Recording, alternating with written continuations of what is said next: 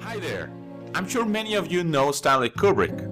For those who don't, well, he's considered one of the best movie directors of our time. Some of his movies include, for example, Spartacus, The Shining, 2001 A Space Odyssey, A Clockwork Orange, and, of course, Full Metal Jacket with the extremely famous drill sergeant Zinn. Yes, and he also directed Barry Lyndon. Now this movie is set in 18th century England, and what is so special about this movie is that all of the scenes were shot without electrical lights. The only light sources were sun, moon and candles. Now normal cameras can't handle that. Their lenses are not sensitive enough to, for instance, capture a scene that is lit just with candles. Now Stanley Kubrick borrowed lenses from the US Space Agency, NASA, to be able to pull that stunt off.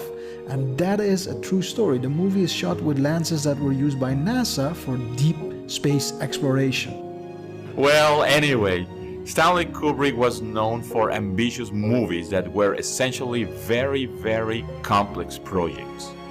And when you run a multi-million-dollar project, you can't just improvise and hope for the best. You need to be prepared, especially in terms of schedule. And this is where we introduce the critical path method. The critical path method, which is a decades-old method for scheduling, helps you to schedule complex projects, which can be, for example, a movie, building a chemical plant, designing a video game, opening a department store, or building a bridge. Most importantly, it helps you to determine the critical path in those projects.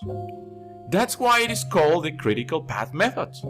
You see, a project is made up of many steps, each which has a proposed starting time and end time.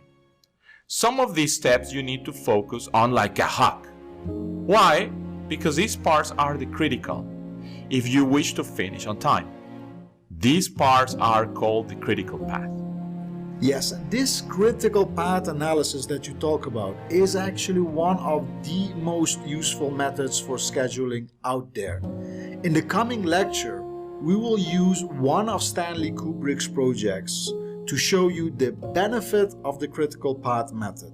That project was actually a mini-series that unfortunately never got made. Stanley Kubrick unfortunately passed away a couple of years ago, but this mini-series, this project, was about Napoleon.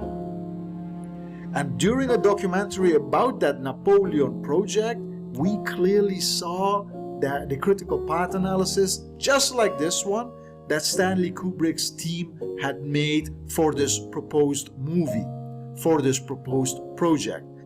This being said, let's have a look at the critical path methods and its use. And we're going to use it in the context of this proposed mini-series about the life of the epic person Napoleon.